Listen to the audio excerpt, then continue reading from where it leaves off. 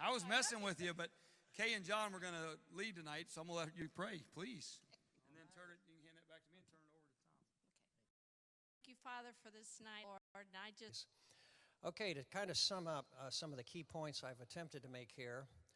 One is, why did Jesus choose Judas? I would say for the same reason he chose all of the 11 others. He saw potential in each of them. He knew each of them could disappoint him. He knew each of them could fail. But he chose them anyway. He chose them carefully, and the text indicates that he was so careful in the choosing that he deselected other possible candidates for the apostleship. And so he really picked these guys out. And of course, so not just Judas disappointed him, others did too.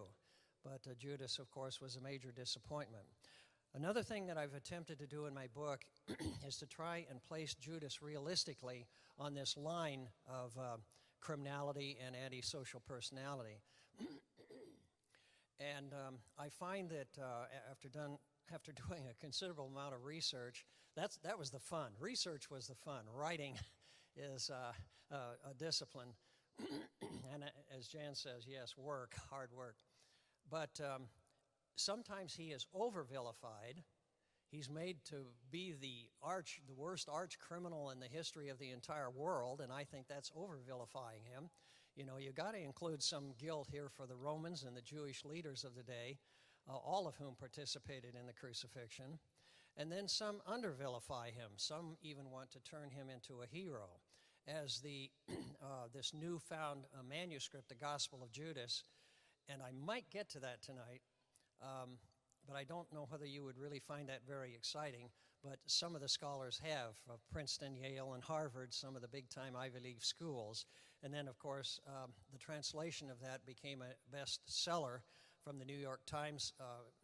It was written up in the New York Times, and it was translated by National Geographic. Oh, thank you. National Geographic. And the first translation made some major, major mistakes in the translation with these high-powered scholars doing the translation. And then a lady did discover how 2 or 3 key words had been mistranslated. And so the trouble was the mistranslation became the bestseller. Then when they come out with a correction in the second edition, it's too late. People have already been excited by the possibility that what Judas might have been introducing was an entirely new form of Christianity. Well, what we do know is that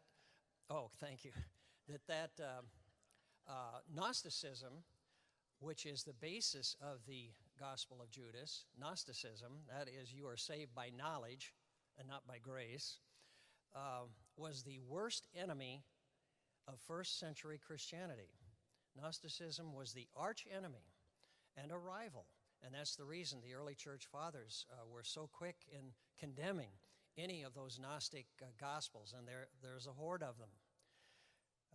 Then the other thing is, why did Judas do what he did? Well, we've looked at 3 of the main motifs. One was he did it to fulfill Scripture. That would probably be the first answer that the apostles would give if asked. And it did fulfill several Scriptures. I cited those. Then he did it for greed. He did it for money. And then the third is the demonic motif. And there we have the example, and I'd hope that would be kind of new information to you, because it was to me. And that's how Jesus, a year before his crucifixion on the Sea of Galilee, fed the multitude with bread and fish, and then preached the sermon on the bread of life, and announced that he was himself the bread of life, and that was a saving element. And instead of the bread getting into Judas, on that occasion, a year before the crucifixion, Jesus says, and one of you is a devil. He doesn't say demon-possessed. He says one of you is a devil. Very, very harsh, about as harsh a term as he could muster up to assign one of the apostles. Well, we're pretty sure at that point Jesus knew probably which one it was who was going to betray him. And then again in the upper room, after he had fed the morsel, after he had given the bread to Judas, honored him as an honored guest at the feast, instead of the bread getting into Judas, John says Satan entered into Judas. He went out, and it was night. So those are, I think, key factors that I have tried to emphasize here. So, thank you for coming back.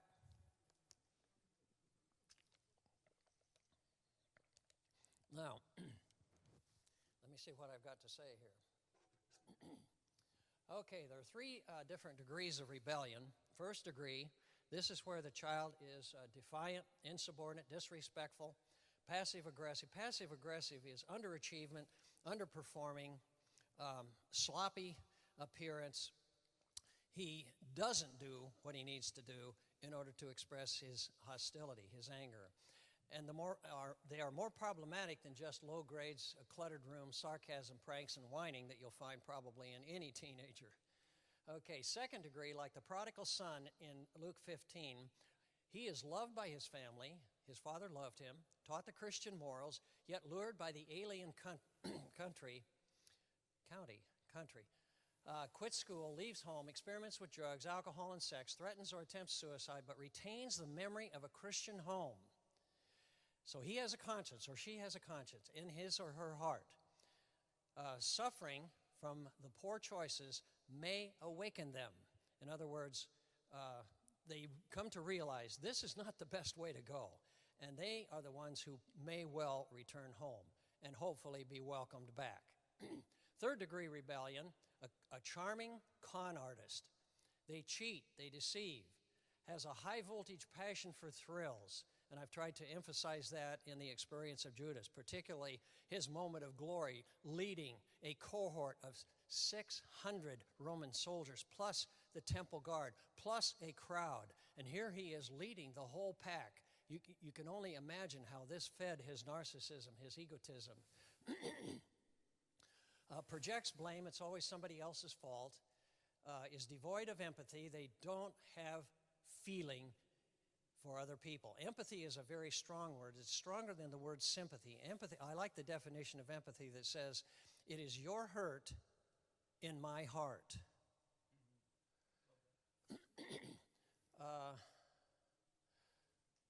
And so they treat victims as things. They vandalize, demand their own way, fail to learn from mistakes, and poison our world. And they're the ones that mess up society, mess up churches, they mess up communities, they mess up marriage, they mess up schools, wherever they go. Okay, second degree rebellion is probably the prodigal son in Luke 15. His rebellion, his is experimental. He makes poor moral choices, but he still has a conscience. He remembers what he was taught at home. He remembers the love he experienced at home. He cares for others, gives to his friends. As a matter of fact, he wasted his money, his inheritance on indulging friends, tests parental values. They push the envelope. Drugs are for them an escape. They steal for drugs because they're not in their own heart, they're not really thieves, but they get involved in drugs, and so they steal for the drugs. They harm others only when desperate. They lie occasionally to avoid trouble. His problem is serious, yet it is just mental. They may respond to penalty and or therapy. Counseling might help him. And the father in the story of the prodigal is not blamed for the poor choices that the prodigal son made. It wasn't the father's fault. Jesus, I think, is making that very clear. It was that kid. And here is a Judas tendency. I think Judas inclines this way. Lying is a way of life to gain power and show superiority. They lack guilt, no deep bonds, a trail of broken relationship. They use people as objects. They're furious when blocked. They hate restriction. Demands immediate gratification. They can't wait for tomorrow. And incidentally, that's a good definition of maturity, the ability to wait. A master at spotting the gullible and exploiting the trusting. They'll exploit you, and then when you discover their game, then they go out looking for another sucker to exploit. Have a narcissistic, self-love sense of entitlement. The world owes me. They steal for thrills. They use drugs as part of the rejection of the world. A loner. They are loners. They cannot covenant with a gang. They don't fit in a gang. They don't fit in a marriage. They don't really fit anywhere. They're loners. With a calloused abandon. His problem is characterological, an antisocial pattern. Now keep in mind, I can't overemphasize this, that this is not a mental disorder. It is a social disorder. And so it's not a mental illness. People will look at the terrible, horrible deeds they commit and say, well, they just must be crazy. No, they're not crazy. They're very smart, many of them above average IQ. But they made their choices. Okay. Whoop. Okay, prodigal son and the Judas type. Both may be bored with school, blame parents for restrictiveness and oppressiveness, differ from one another in some ways, only in degree. So Judas probably fits somewhere between those two. Now, all of us have learned this Old Testament proverb. Train a child in the way he should go, and when he is old, he will not turn from it. That's a promise. King James, train up a child in the way he should go, and when he is old, he will not depart from it. That's a promise. I maintain that has not been correctly translated. Now, you don't have to know the Hebrew, okay? I'm not going to inflict the Hebrew on you because I'm not that much of a Hebrew scholar. But I have checked this out, and there are two Hebrew scholars that actually say, yes, this is the way that should be translated. The word should, the way he should go, is not in the text. That is not in the Hebrew. And how many here, I won't even need to ask for a show of hands, know of families where mom and dad did everything right, almost everything right, at least. They trained that child in the way he should go, with Christian values, Christian morals, encouraged Christian friendships, did everything with a high standard of morality and expectation, a high standard of Christian integrity and faith, and they go sour. Know any kids like that? I do. I can name families. Those parents raised that kid right, and he chose to defect. Okay, so that's the reason I think it exposes again the mistranslation. Okay, dedicate, that's the Hebrew word, dedicate, or it's not exactly train, but let the child go the way according the way of him. In other words, his natural way. Well, what is the natural way a child would go if there were no restrictions? Well, when he is old, he will return from it. That is a threat. That is not a promise. You let the child go the way his natural instincts. Well, is a child naturally selfish? Yeah. How do they learn to lie? Kids learn to lie in families where lying is forbidden. Well, where do they learn that? Okay, their nature. And if that nature is not corrected, that's what this verse is saying. If that nature is not corrected, then they'll go that way of their nature. Probable translation, train or instruct or dedicate the child according to his nature, and when he is old, he will not alter his course. That's the way he will go. If the child's nature is to go the right way, then actually no redirection would be needed. We wouldn't have to retrain them. Parenting that indulges the child's nature results in a natural or predictable outcome. If our nature is sinful, fallen, then parents that enable it invite calamity. In other words, just let them go their natural way. I do not think a promise, it is a warning. Dedicate a child to his nature, to his way, selfish, greedy, arrogant, inconsiderate, and when he is old, that's what he'll be, selfish, greedy, arrogant, and insolent. Okay, I just put this in night before last, so this is new stuff, although I do deal with it in my book. In 1966, there was a book published entitled Values and Teaching. It advocated clarification of values, not teaching children values. Then in 78, Simon, that same Simon, wrote Values Clarification, a handbook of practical strategies for teachers and students, a bestseller among public school teachers in America.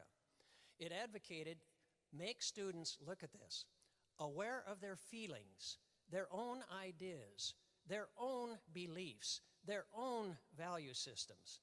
It is entirely possible that children will choose not to develop values. It is the teacher's responsibility to support this choice also. If they don't develop any values, that's okay. They don't know right from wrong, doesn't matter. Values were grounded in feelings. Teachers were to be non-judgmental, non-moralizing, and values neutral. Lawrence Kohlberg, he is big time, okay? He taught at Yale, University of Chicago, and Harvard. That's a pretty high level of qualification. Okay, he's in every psychology textbook that I ever taught from, and I've taught from about 15 or 16 different editions of psychology text, and I use the most widely used psychology text in colleges in the United States of America every single year. He is in every one of them because he is the guru of how children develop a sense of moral right and wrong. Where does it come from? Moral education, he said, at one time, is best conceived as a natural process of dialogue among peers. In other words, just let them talk to each other and they'll develop what values that they should ascribe to, rather than as a process of didactic instruction or preaching. In other words, you don't teach them, don't preach to them, let them develop their own sense of values. Now that was Kohlberg. And you'll have in every single psychology textbook something like this, the stages of moral development, how a child learns right from wrong. He researched for 20 years the moral development of children. He believed that moral development has 6 stages, and those are the 6 stages. Kohlberg established the Cluster Lab School in Cambridge, Massachusetts. In other words, he got a huge Harvard grant, tons of money, to set up this experimental lab school out east. That's just another example of his stages of moral development. There are 6 of them. But his moral lab school failed. Now, I'm going to read this section from my book. Indulge me here.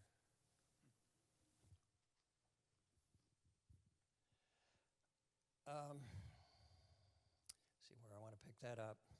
The experiment tested the innate tendency of youth to self-govern by moral principles.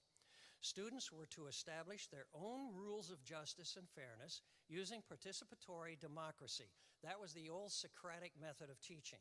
In other words, question and answers. The teacher asks the questions, and the students have to answer them in order to bring them to the correct result.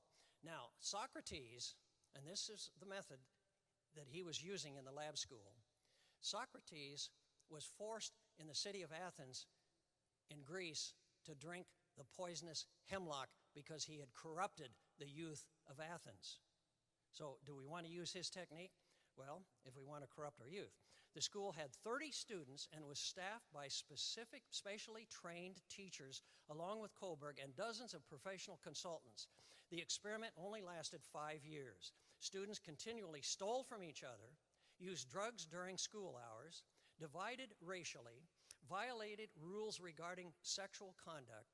Attempts to have them police one another failed. In other words, they had monitors to deal with misbehavior, but the monitors began stealing from one another. They'd rip off their friend's bicycle, steal from one another, sell drugs to one another. Those responsible for law and order stole and cheated each other. William Kilpatrick is a former head of Health and Human Services. Often you'll see him interviewed on TV when they want somebody with good, level-headed, wise common sense. And he has noted that Kohlberg himself acknowledged the failure. And in 1978, Kohlberg himself wrote in the Humanist magazine, of all places, the Humanist magazine, probably one of the most liberal magazines in the U.S., he said, in that years of practice of moral education have led me to realize that my notion was mistaken. Now, when you have a high-level Yale, Harvard, University of Chicago, PhD, brilliant scholar, renowned across the United States, admit he was wrong, you've got a significant moment. That doesn't happen very often. The educator, he says, must be a socializer, teaching value, content, and behavior. We've got to shape these kids. The concept guiding moral education must be partly indoctrinative. You've got to tell them right from wrong, especially in a world in which children engage in stealing, cheating, and aggression. And that's Kohlberg's final conclusion. His experiment failed. Childhood symptoms predictive of antisocial personality. They steal, incorrigible, truancy, running away, bad companions, staying out late. And you'll see 50% of adult antisocials like Judas were guilty of those behaviors. Then you have three different criminal types.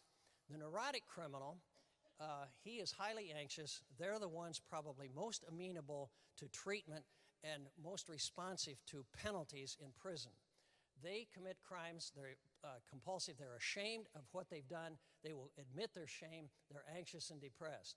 Then you have the mafia and the racketeers, the terrorists who commit crime for violence and not for money, the retreatists who use crime to pay for a drug habit.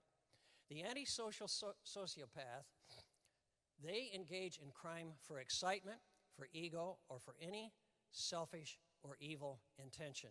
That is where Judas fits, the antisocial sociopath. Again, I emphasize social, not mental.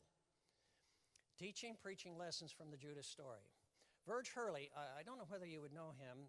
Some of you might have known his brother, Dick Hurley, because Dick was big in local Lincoln and Logan County politics. Anyway, he was my classmate in school, and my proofreader, of all the work I put into this, my proofreader wrote next to this statement, "Great quote." And I'm thinking, after all the work I've done, you give him the credit? Yeah, she did. But it's a great statement, and so he's written a book entitled Avoiding the Judas Complex, a very good book. And I wanted to quote from it. Judas' story teaches us to persevere in faith, to seek visions that enlarge it, testings that challenge it, tasks that build it, and promises that encourage it. For Satan intends to make forsaking God easy and staying with God hard. He does his work most effectively by insinuating God's ineffectiveness in crises, God's unapproachability due to our sinfulness, and God's unconcern for our needs. This is the treachery of Satan. All 12 apostles forsook Judas in Gethsemane, but 11 of them returned through the door of grace back into Jesus' heart and were welcomed. Judas could have been among them. This tragedy is repeated in the experiences of those who judge their own unworthiness to be beyond the reach of divine pardon. I cannot tell you how many people over the years that I have counseled who have felt that their sin was unforgivable. I don't know how God could forgive me of my terrible sin. Now, these are Christian counselees, okay? Well, I have a little device that I would use with them. I would say, when God said, "Let there be light," what happened? When God said, "Let the greater light rule the day," what happened? When God said, "Let the waters divide," what happened? When God said, "Let the birds fly," what happened? Well, in 1 John 1:9, when it says, "If we confess our sins, he is faithful to forgive us our sins and to cleanse us from all unrighteousness." So what happens when we confess our sins? Exactly. Now, why is it so easy to believe that when God said, "Let there be light," there was light, and so hard to accept if I confess my sin, he still forgives me? Why do you think that's so hard? I don't know. But it's a trick. No, it's not a trick. It's using Scripture, I think, to really make a very important point. Only humans kill for reasons that have no survival urgency. Animals do that. Senseless destruction is unique to the human species. Over a century ago, the English historian, biographer, and magazine editor James Lorenz wrote, "Wild animals never kill for sport. Man is the only one whom the torture and death of his fellow creatures is amusing in itself." Judas' responsibility as treasurer. Did I miss one? Yeah. Judas' responsibility as treasurer of the money purse indicated that he possessed a God-given gift that he selfishly exploited. Innate abilities which emerge before learning are gifts from God for the purpose of serving others. Every single one of you here tonight has been given by the grace of God a special gift. He has given you an ability, and you can use it for good or not. They have potential for good or evil, and you make that decision. It is interesting that in the animal kingdom, what we would call heartless and wanton killing seldom ever occurs. Animals are instinctively motivated to kill for sex, fear, and hunger, all aimed at survival. Evil is thus not a word used for animal brutality. We don't say, well, that was an evil dog. He was evil. Only him. Well, maybe you do. I'm thinking. Only humans kill for reasons that have no survival urgency. Senseless destruction is unique to human species. Judas' betrayal sinks below animal level. And another lesson from this Judas story, the greatest change agent in the world of human behavior is love. And even it may not be enough. This theme was illustrated dramatically in the award-winning film, When Love Is Not Enough, the Lois Wilson story. Lois Wilson is the wife of Bill Wilson, the founder of the big book, or the blue book as AA calls it, founder of Alcoholics Anonymous. She believed her love for Bill would overcome his addiction. And this was, it was heroic, but she found all the love she could give him was not enough. And that was shown in Hallmark Hall of Fame, originally aired in 2010. I watched that. That is a very, very moving example, again, of when love is not enough. Well, Jesus' love for Judas wasn't enough. He loved him. And I would say from years of counseling, too, I think the greatest change agent in human behavior is love. Most powerful human behavioral change agent. Evil may appear to prevail, but it is actually losing the war in a parallel universe, which I call the kingdom of God. Judas, the priests, the soldiers, thought they had control. And if you were looking in on the outside, you would say, these guys are the ones in charge. No, God is still in charge. It just doesn't look that way from the outside. There are more wars on this earth right now than ever in the history of the world. More wars right now. But none of those is the war. Only the Christian knows what the real war is. And I think C.S. Lewis has said it so powerfully. He says the Christian, he says the pagan lives a very sheltered life. It is the Christian who understands the battle.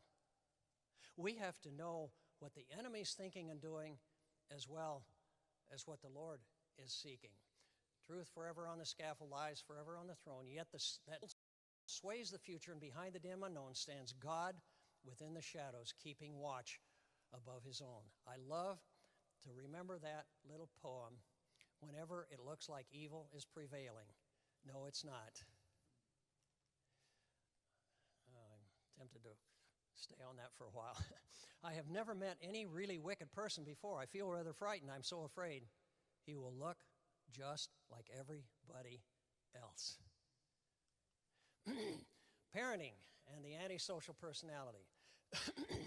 I have these books, Criminal Personality, and Before It's Too Late. That's the book written by Stanton Samanow, psychologist, who is written to parents who fear that their child is going to become a criminal. And he says, here's what you do to redirect them, to salvage them before it's too late. And it's a really, really good book. I met him several years ago, and he autographed my book, incidentally, up in Peoria at Bradley University. He was lecturing on the criminal mind, on the criminal personality. And why did I put that up? Oh, that's Yuckelson. Samanow and Yuckelson both engaged in a 3-volume series entitled Inside the Criminal Mind. And Yuckelson worked for 11 years with criminal personalities over in Eastern Criminal Mental Hospital. And afterwards, they published this 3-volume book. But Stanton Samanow said Yuckelson, after 11 years of working with those criminals, they developed a real respect for him and his work and his relationship with them. And so in honor of his work, when he left, they threw a banquet in his honor with materials they'd stolen from the prison cafeteria. He had criminals with insight, he had criminals without insight, but he said they were still criminals. He hadn't done one, and I won't quote it here, blankety blank thing to change them. And that was in Psychology Today magazine. Okay, that was Yuckelson. Before it's too late, Samuel says parents must learn to stop denying, excusing and defending and enabling. They must see the problem as the youth's poor and immoral choices. Lying, stealing, and violence are serious evils. This is not boys will be boys. This child will criticize authoritative parents as abusive and mean, and permissive parents as weak and easy targets for exploitation. Antisocials are more victimizers of the family than victims of it.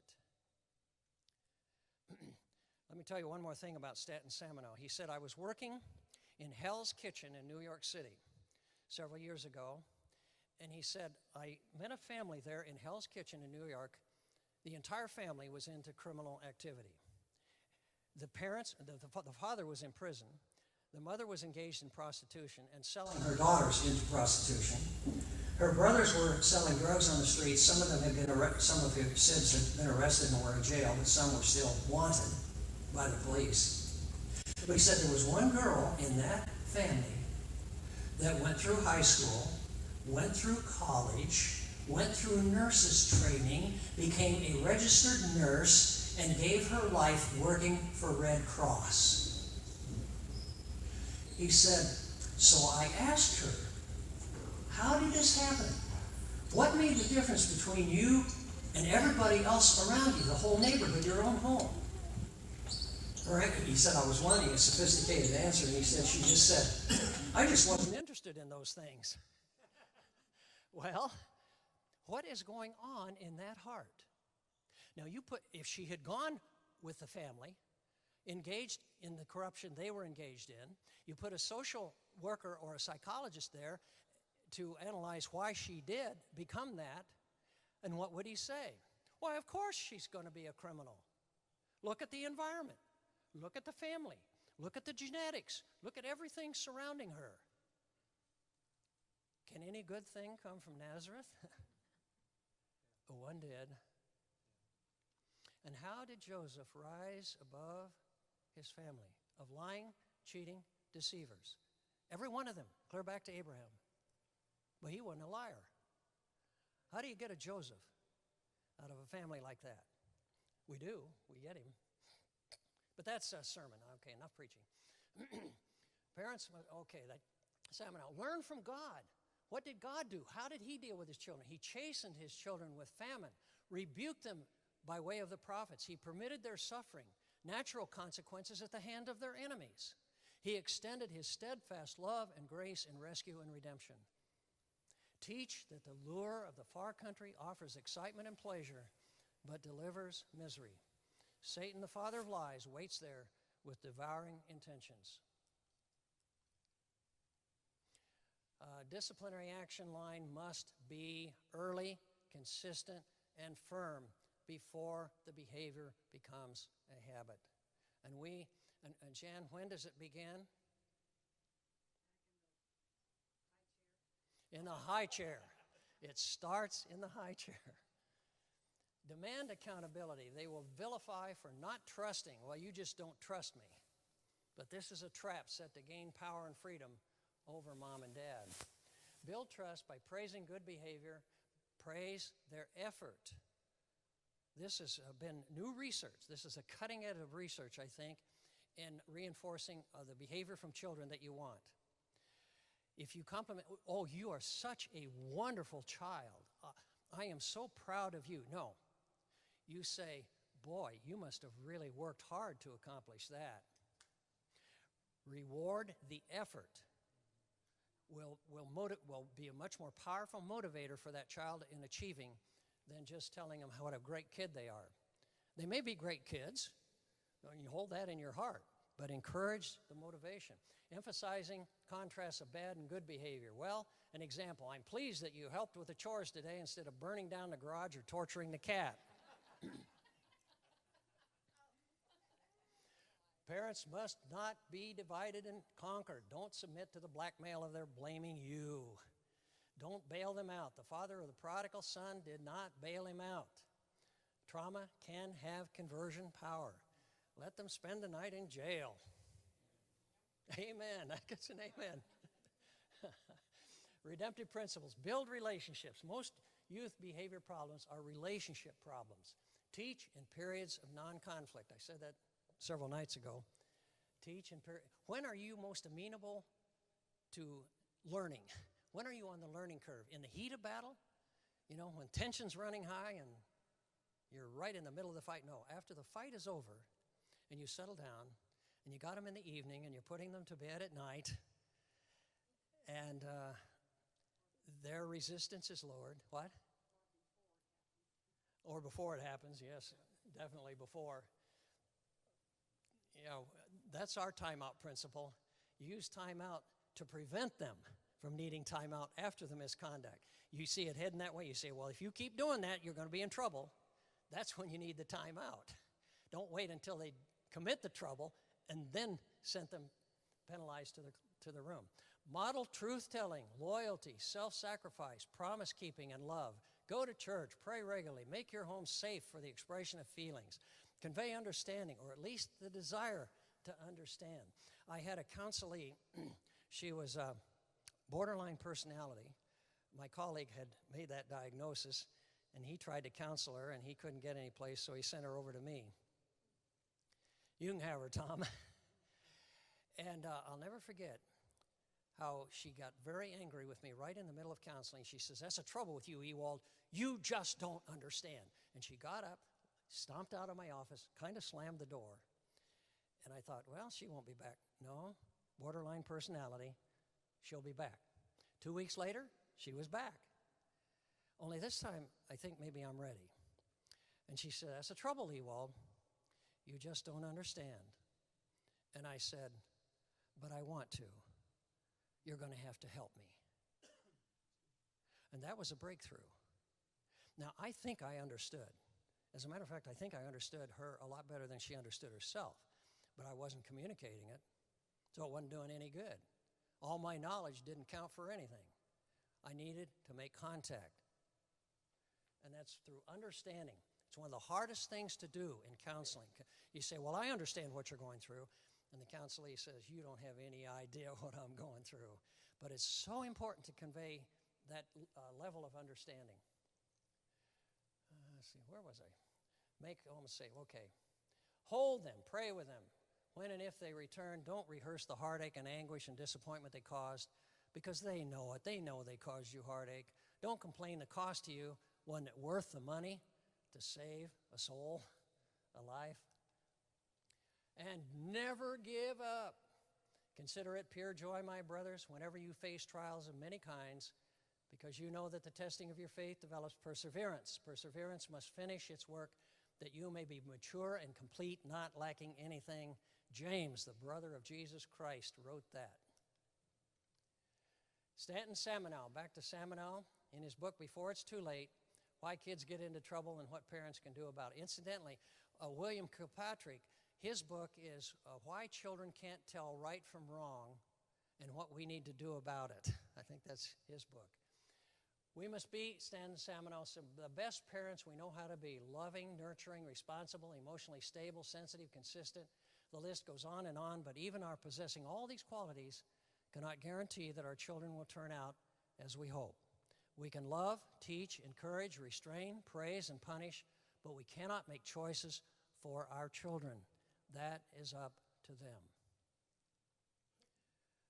Okay, that's from Petra. I wonder how it makes you feel when the prodigal won't come home. I wonder how it makes you feel when he'd rather be on his own. I wonder what it's like for you when the lamb has gone astray. I wonder what it's like for you when your children disobey. It must be like another thorn stuck in your brow. It must be like another close friend's broken vow. It must be like a nail right through your wrist. It must be just like Judas' kiss. For this son of mine was dead and is alive. He was lost and is found. Now, quickly, there are two categories of rather severe child misconduct. The first one is called oppositional defiant. You might be familiar with that term.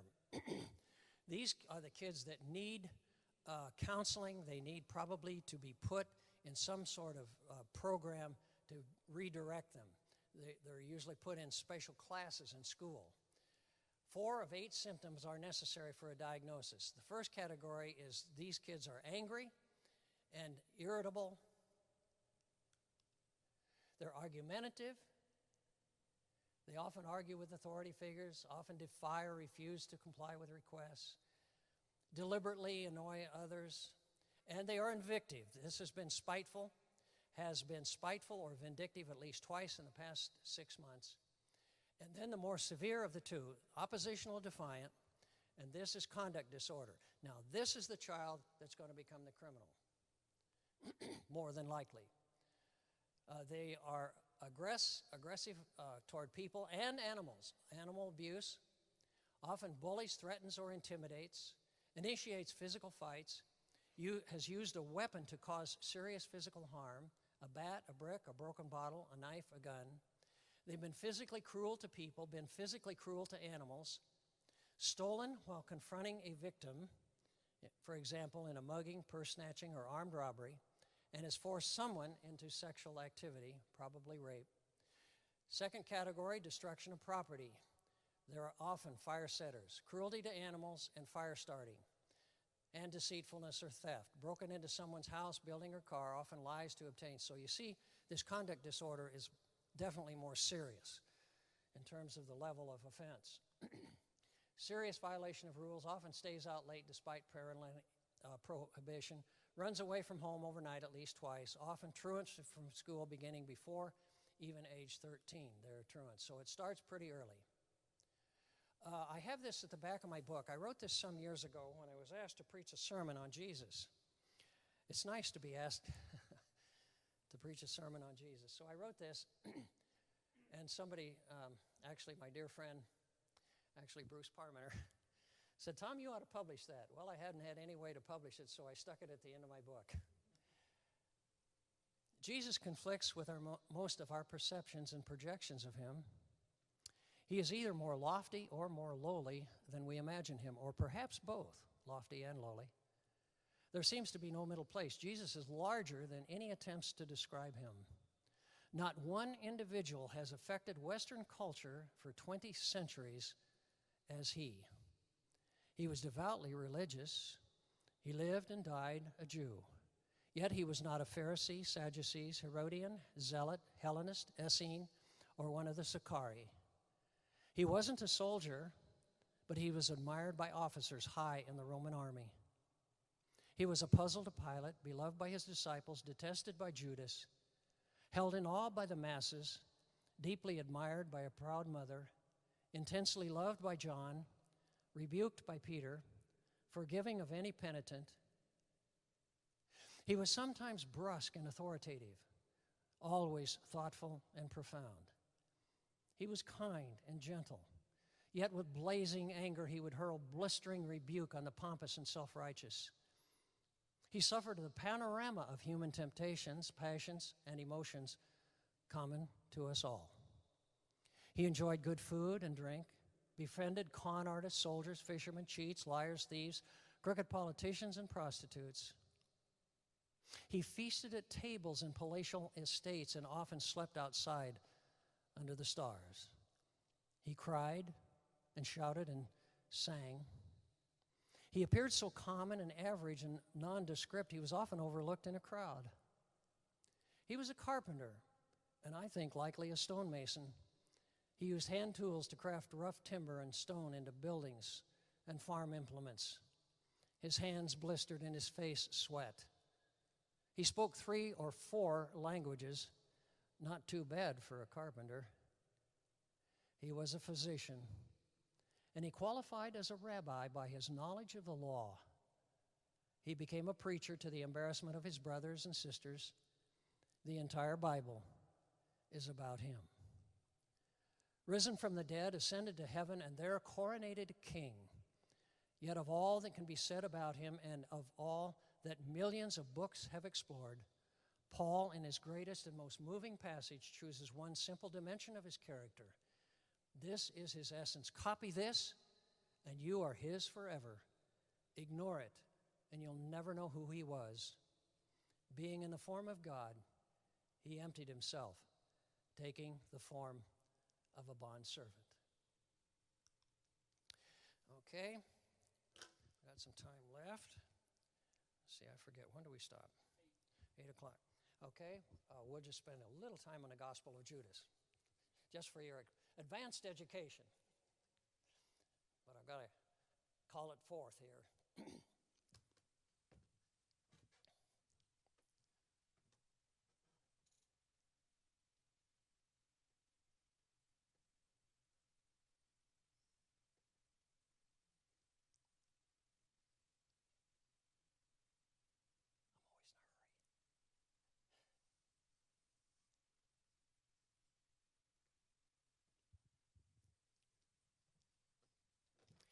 Okay, this was a manuscript that was discovered in the 1970s, and fascinating stories of intrigue to follow it. It was put in a freezer for a while, translated, though, in 2006 by a group of pretty high-powered scholars, paid for by well over $1 million by National Geographic.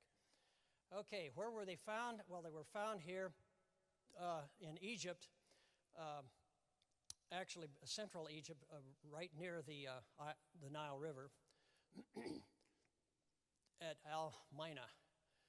And this, incidentally, is an ancient area, an area of religious activity of actually Gnostic Christians, and also Greek Christians too. Here is what the manuscript looked like, and if you could imagine trying to translate from just pieces of material like this, but they did it. They were able to do it, put this thing together. And then this is what they published: the Gospel of Judas, the lost versions of Christ's betrayal. And this was what became the bestseller. And these were some of the outstanding scholars who were engaged in the translation, wrote the book. The discovery of the Gospel of Judas is astounding, and that's according to Elaine Pagels. She is a professor in Bible, New Testament at Princeton University. Okay, first edition, this became the bestseller, the Judas Gospel, decoding the secrets of a 1,700-year-old text.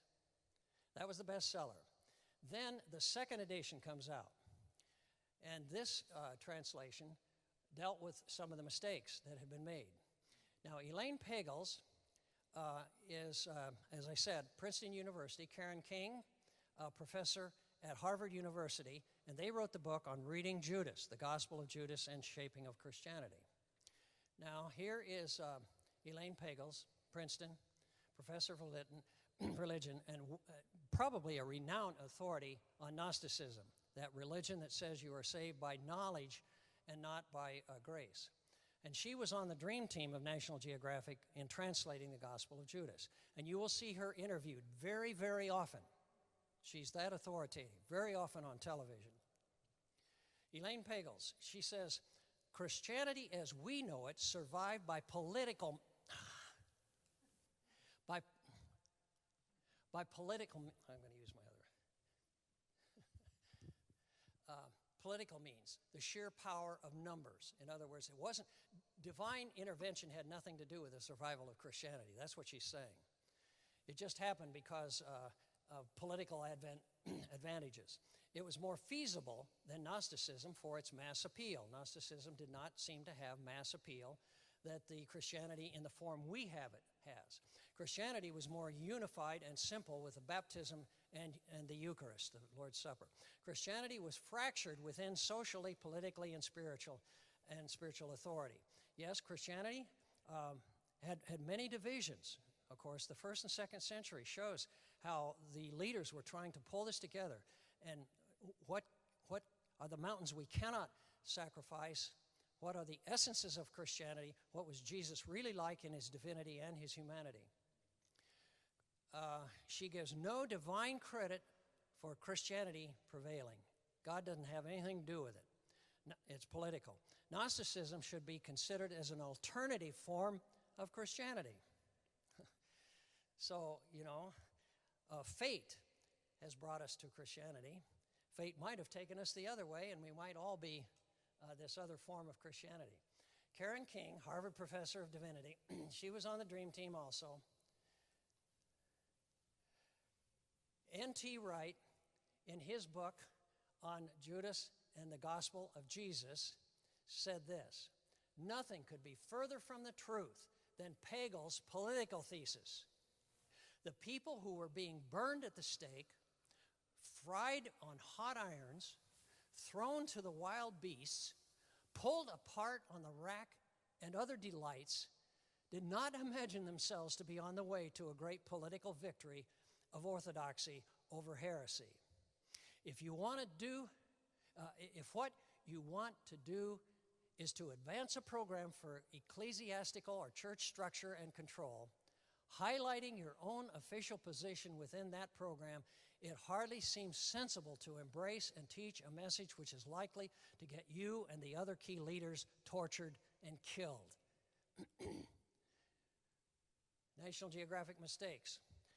There is a phrase in that says, "Judas, you 13th spirit, why do you try too hard?" Now, Jesus is talking to Judas in this document, and that's what he says, and they translate that word spirit. Another section, "You will ascend to the holy generation. You will be rewarded." Pagels and King translation, "Judas, you 13th God, why do you try too hard?" Remember, spirit, they translate it God. "You will go up to the holy race." April DeConnick, professor of biblical studies at Rice University and also an expert in Coptic language, she exposed 2 or more blatant errors. That word, the Greek word there, is demon. "Judas, you 13th demon." Always in Greek literature, demon is translated demon. Only once in all Greek literature is it ever translated spirit, and never God. One time in Plato. One time.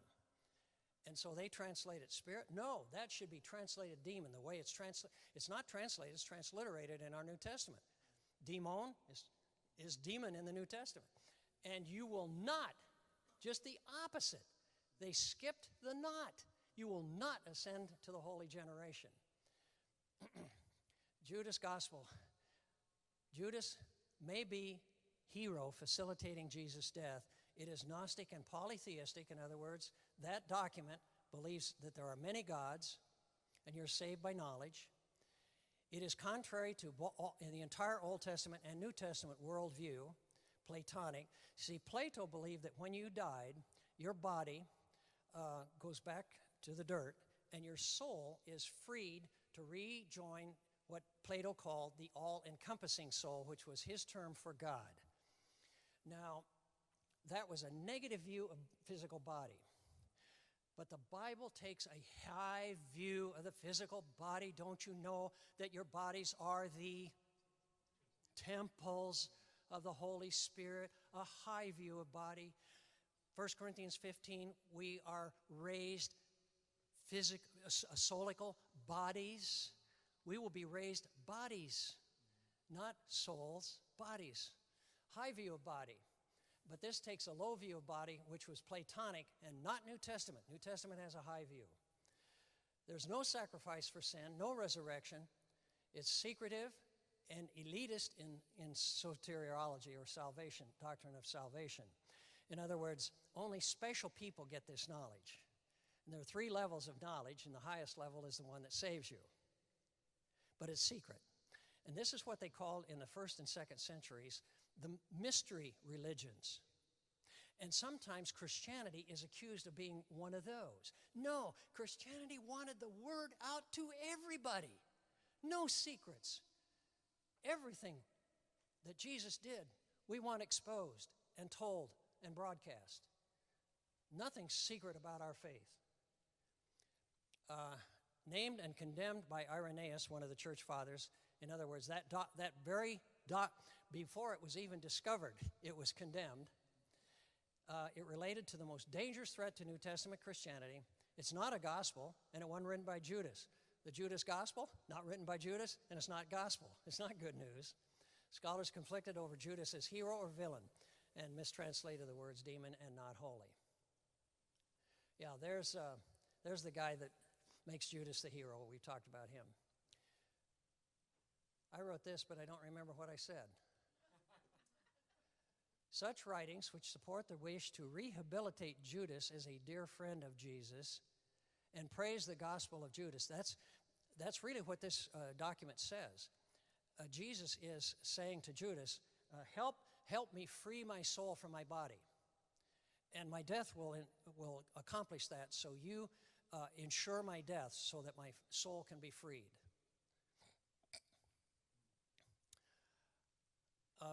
As a viable alternative to the Judeo-Christianity of the Bible, ignore the Judas Gospel's blatant rejection of the entire Jewish worldview. What could be more anti-Semitic or more in opposition to Judaism than to malign the gospel of the Jews, reject their theology, their doctrine of God, their anthropology, their doctrine of man, their cosmology, their doctrine of the universe, and laugh at Judaism as Jesus does in that gospel, as unworthy of being a religion as Jesus does in the document. One might only add that the Gospel of Judas rejects the Christology of the New Testament, which is deeply rooted in Old Testament theology, prophecies, and language. Now, I gave you that so that you can see what scholars will try to do with some stuff that comes off the wall, and they'll make it sound, oh, how exciting, how thrilling this whole new concept of what Christianity might have been. And it's heresy. It's just heresy. Oh, I forgot that I was going to deliver this tonight, too. In talking about parenting, this appeared last week in Time magazine. And it's an article under The View Opener. And it says, in fact, a 2014 survey of 40,000 UK, United Kingdom, households revealed that adolescents were happiest overall when their mothers were happy with their relationships and their male partners. One of the best things you can do for your kids is love the heck out of your spouse. Time magazine. Yeah. To America, where we can't figure out how to define the term marriage. We're still trying to figure out what that word means. Oh, okay. Any discussion? Any questions? I've given you a lot to deal with. Yes? Okay. The 30 pieces of silver. Yes. Was that temple currency or Roman currency? It's usually judged to be Roman currency, Roman coins, and it would have been about a year's wage of the common day laborer. That's what a common day laborer would have made in a year. Basically, it wasn't very much. And some of them kind of scoff, because Jews are often accused of being money hungry. And I had a friend who was a devout Jew, and he said, yeah, we're trained from earliest childhood, make money. But he could have made a lot more money than 30 pieces of silver. So that kind of goes against their philosophy there that they only use temple currency in the temple. If they paid him with Roman currency, didn't that fly against their own? Yeah, they would have violated, you're right, they would have violated temple rules. But that was just one that they would have violated. The whole Essene community became established because of the corruption of the priesthood in the time of Christ. These guys were not qualified to be priests. The high priest was not qualified to be a high priest. He purchased it politically with money. And that corruption in the Jewish leadership is what led to the Dead Sea Scroll community. So there's a lot to be taken into account when Jesus overturns the tables and says, you've turned my Father's house of prayer into a den of thieves. And they were crooks. Yes. In reference to people believing God can't forgive their sin, I kind of think, well, also speaking from my own self, that sometimes we can't forgive ourselves. Therefore, we think, oh, God can't do it either. And you have to come into that knowledge only through the Holy Spirit's working in you and the Word in the Bible, that you can forgive yourself, and God does love you and forgives everything except blasphemy. Blasphemy, right. Excellent point. And I had a dear friend who was a devout Christian, very knowledgeable of the Bible, Old and New Testament, who'd committed adultery. And he said, I know what the Bible says. I know what it says about forgiveness. He said, I know intellectually God shall have forgiven me, but I can't forgive myself. I can't. So the relentless torture of guilt, it's hard to let go of it. Yeah. I think it, I've shared my testimony very openly, and I went through a time in my life where I knew what the Bible said, and I would even tell people, God can forgive you no matter what your situation is. But I really believed that I was in a place that God couldn't forgive me. So until I experienced that, I never understood that. I would minister to people, and I would never understand of getting to that place to where you really felt that way until I walked through that. But what I'll tell you about that is in that time, God pursued me like crazy, and he showed up everywhere. And I, for so many times, thought he was taunting me, and I deserved it. But what he was doing was actually, and even made me declare publicly that he loved me, even in the midst of everything that was going on, and pursued me until I came to a place of understanding of what you said in 1 John 1:9, which I knew that scripture, but knowing it for reality in your life, because I believe there's deception that comes in. The enemy tells you what you have done is so bad that God will not forgive you. And there's a deception that can come in there. And for me, I had to, the Lord pursued and never gave up. And people prayed, people reached out, and coming to a place of realizing that, yeah, God can forgive me. He wants to forgive me. I've got to confess my sin, take the right steps. He wants to forgive me. So, I lived through that. Yeah, that's why I put the addendum at the end of my book on Hosea and Gomer. And here was how big God's grace really is to forgive. I mean, she was bad, really, really, really bad. So bad that the text says there's not a man alive that would have taken her back, right. But God would. And that's what Hosea 11 says. Beautiful, beautiful.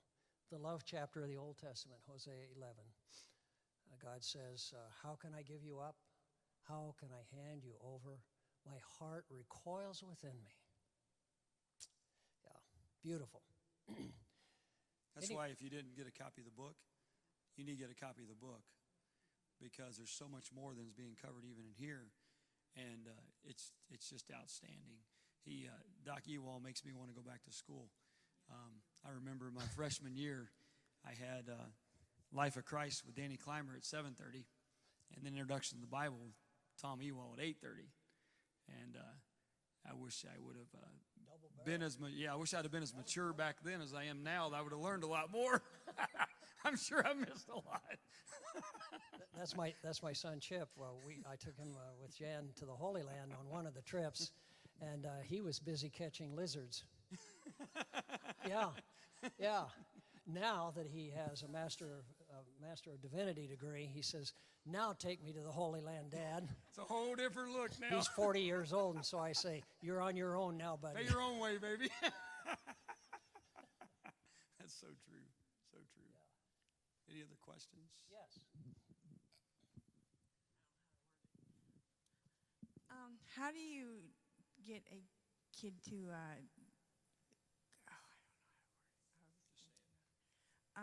disrespectful? How do you handle disrespect? Yes. When a child is rude and insolent and insults you.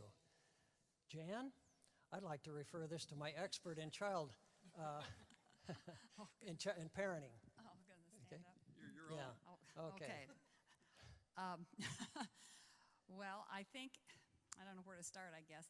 I think our culture has been obsessed the last several years with self-esteem and has thought that the way to affect a child's self-esteem is to praise them, tell them how good they are, point out all their good traits, and this raises their self-esteem. And that has proven not to be the case. What happens when you build self-respect, or what we have learned is that self-esteem is based on mutual respect. I treat my child with respect. He learns to treat me with respect. And that then builds his self-esteem. And so it's built on mutual respect, and it's also built on responsibility. And I've just been reading a book lately called How to Raise Kind Kids. And I thought, I can't remember the author, I'm sorry. I could get it for you. But and he points out how our culture does everything except that. And if we want to teach our kids to be respectful, kind to other people, then we are kind to them, and we teach them with respect. Now, some parents assume that means you don't correct them, and then we get into all the inconsistencies and that kind of thing. And that, again, produces just the opposite. So I think it's the ones that have learned responsibility. This is the other point he makes that I think is so valid.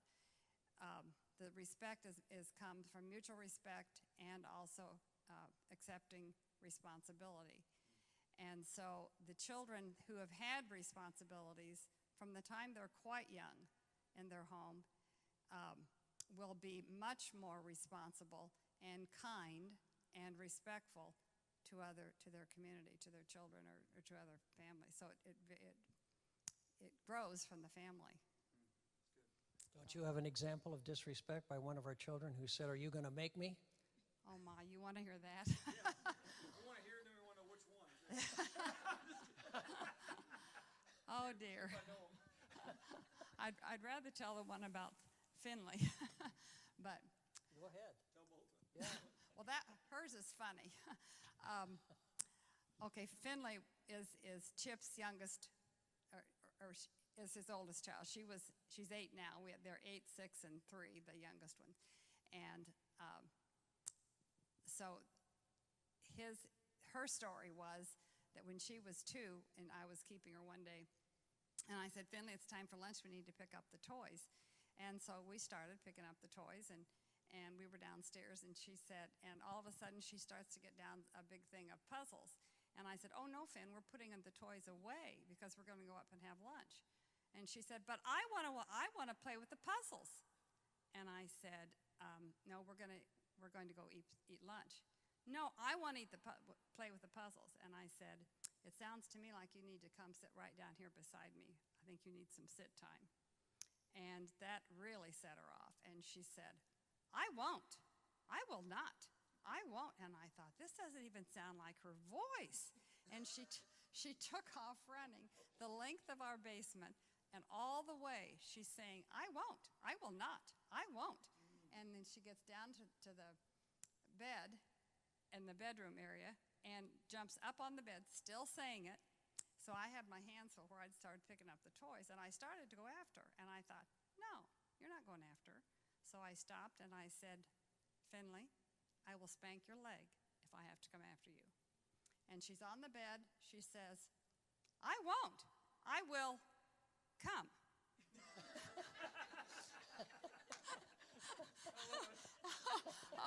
I could hardly keep from doing exactly what you did. I said, "Fine, you still need to sit right here." And she did. She sat down and she, of course, cried. That was the end of it. But she changed that real quick from "I will not" to "I will come." Okay. And then we learned that she had a book Yes. in her library at home by 2 pigs.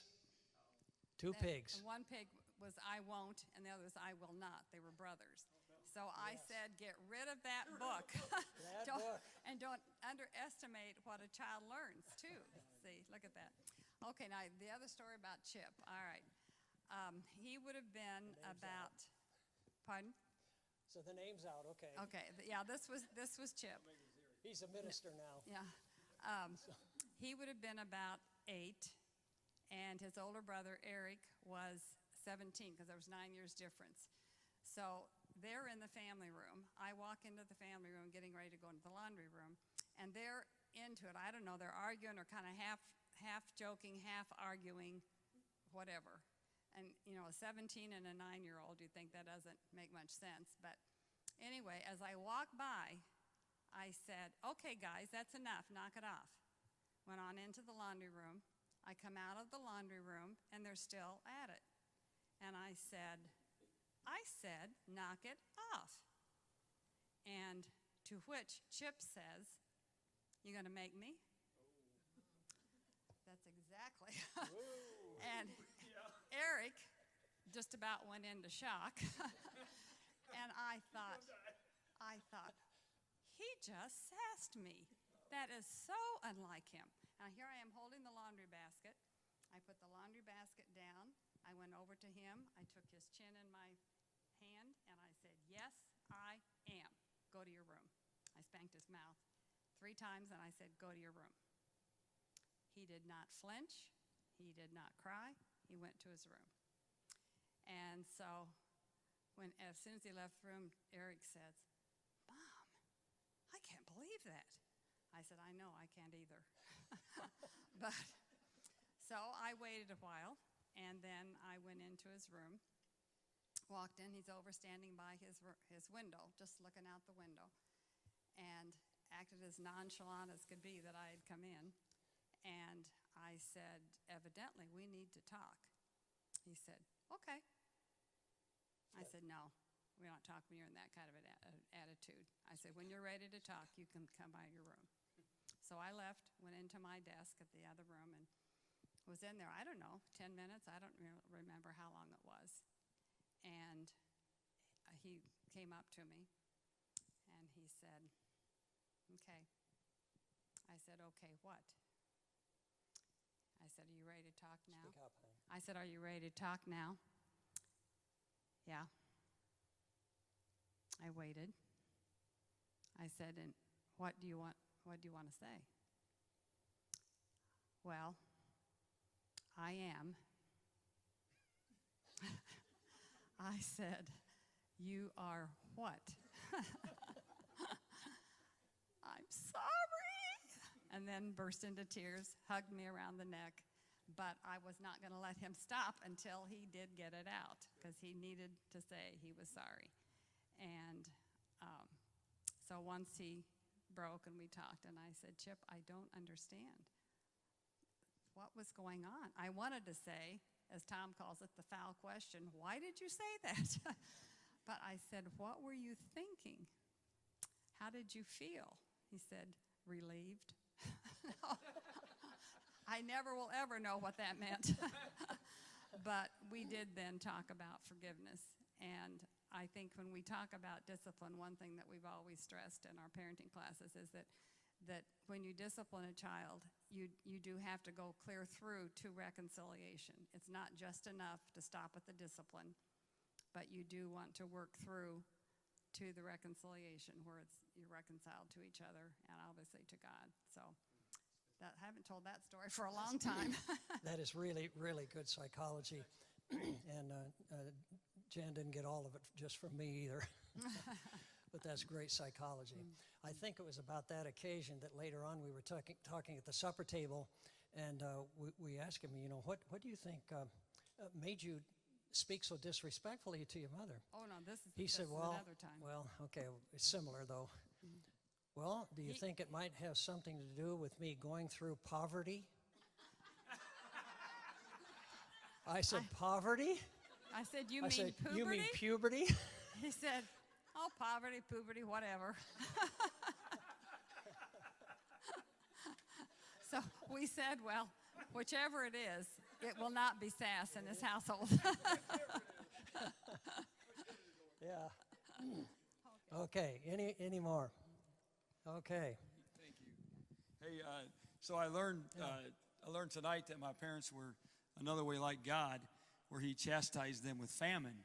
So we grew up working at a young age. So Dad had us out in the garden, 5 a.m. picking beans, I'd always tell them they'll still be there at noon. He said, "You're going to go now." And learned and went. And if you didn't, there were consequences. But one of the things I remember, and my parents always took really good care of us. We grew up poorer than what I realized later. I realized, but we always had stuff. We always had what we needed. They made a lot of stuff. Grew garden, fed a lot of people in the town. Is it? And what? Am I stepping too close or what? I don't know what it's done that. Oh. Anyway, so what happened, but there were times, and there were very few times this happened, we got in trouble, and they'd make us go to bed without supper. Now today, you'd probably go to jail for that. But the reality was, it was a lesson that was learned, though, about being respectful, and about the discipline that they loved us, that they wanted us to grow up and to be someone that was respectful and that showed respect. And so we grew up with discipline, good discipline, and to me, I think that's a lot of the things that are missing today. I really appreciate what you just shared about the respect thing and really showing that, and and then following through on the discipline with the reconciliation. Can I hitchhike on that? Okay. On that respect thing, when Tom was talking a while ago about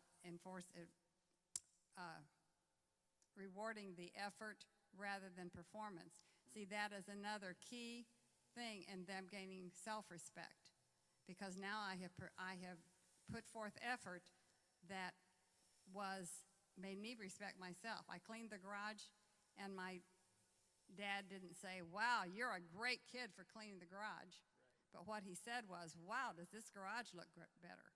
You've done a good job." So then he can assess that himself. Tell him about Will. He can assess himself When you and use that gain with that Will, self-respect. when you use that very principle with Will and his basketball or something, I think it was, your hard work is paying off. Oh, yes.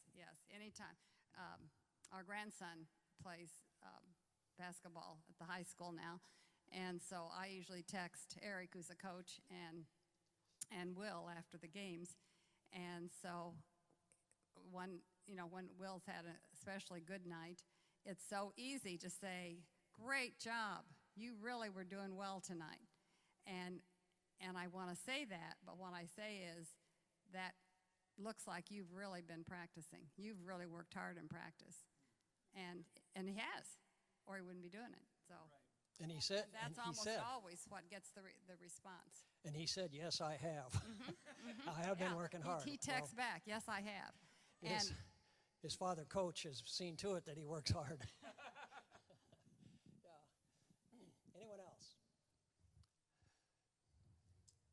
Mm-hmm. Sure. Comment. That's okay. I wish my mother had known you, because when I sassed her, she put that bar of soap in my mouth. I've had soap. That's not all bad Jan's either. had I've had that too. I know the taste of soap. Hey, I know how to blow bubbles. That's not gum. One night, Chip couldn't go to sleep, and I went in the bedroom, and I think he was kindergarten or so. And I said, "What's the problem, son?" "Oh, nothing." I said, "Well, something seems to be bothering you." And he said, "Well, something happened at school." "Yeah, well, what happened at school?" "Oh, nothing." "Well, something must have happened at school, Chip. What happened?" "Oh, he just said I had some rocks." "Oh?" I said, "What did you do with the rocks?" He said, "Well, I just tossed them down." I said, "Did you throw them?" "No, I just tossed them down because the other kids said I would get a detention." "Dad, what's a detention?" Oh, so I explained what a detention was. And he said, "Did Eric," who went to the same school, had some of the same teachers, "did Eric ever have a detention?" "Yes." "Well, what did he do?" "Well, I don't remember, but it was something he shouldn't be doing." And then the big question, "Dad, did you ever have a detention?" Oh, no. "Yes, son, I've had a detention." And when he learned that both his big brother and his father had detentions and lived, he was able to go to sleep.